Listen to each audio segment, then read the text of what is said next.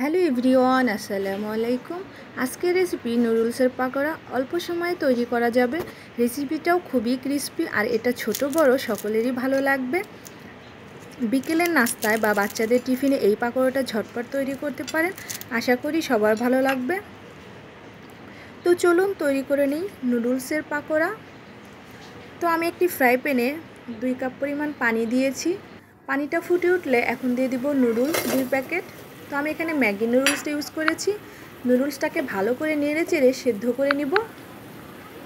এই নুডলসটা 2 থেকে 3 মিনিটেই সেদ্ধ হয়ে যাবে। তো নুডলসটাকে এখন ঠান্ডা করে পানি ঝরিয়ে ঠান্ডা করে নিব।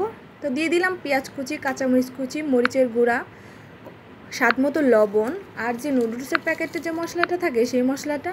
এবার দিয়ে দেবো একটি ডিম, ভালো করে হাত দিয়ে মেখে নিব। এরপর দিয়ে দিব সেদ্ধ করে রাখা নুডলসটা, দিয়ে একটু মেখে নিব। এ পর্যায়ে দিয়ে দিব 1/4 কাপ কর্নফ্লাওয়ার। কর্নফ্লাওয়ারটা বাইন্ডিংয়ের কাজ করবে। তো ভালো করে মেখে নিব। এখন ভাজার পালা। একটি ফ্রাই প্যানে তেল দিয়েছি। তেলটা গরম হয়ে আসলে দিয়ে দিব নুডলসের পাকোড়া। তো আমি এখানে হাত দিয়ে পাকোড়া শেপ করে নিয়েছি। তো এখন আমি উল্টে পাল্টে ভেজে নিব। এক পাশটা সুন্দর কালার চলে আসাতে তারপর আমি এটাকে উল্টে দিচ্ছি।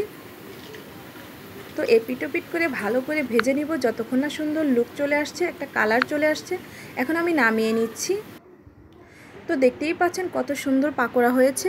তো ঝটপট বিকেলে নাস্তা এই রেসিপিটা তৈরি করে নিতে পারেন। আশা করছি সবার ভালো লেগেছে। আরও সহজ রেসিপি পেতে ভিডিওটিতে একটি লাইক করে দিবেন।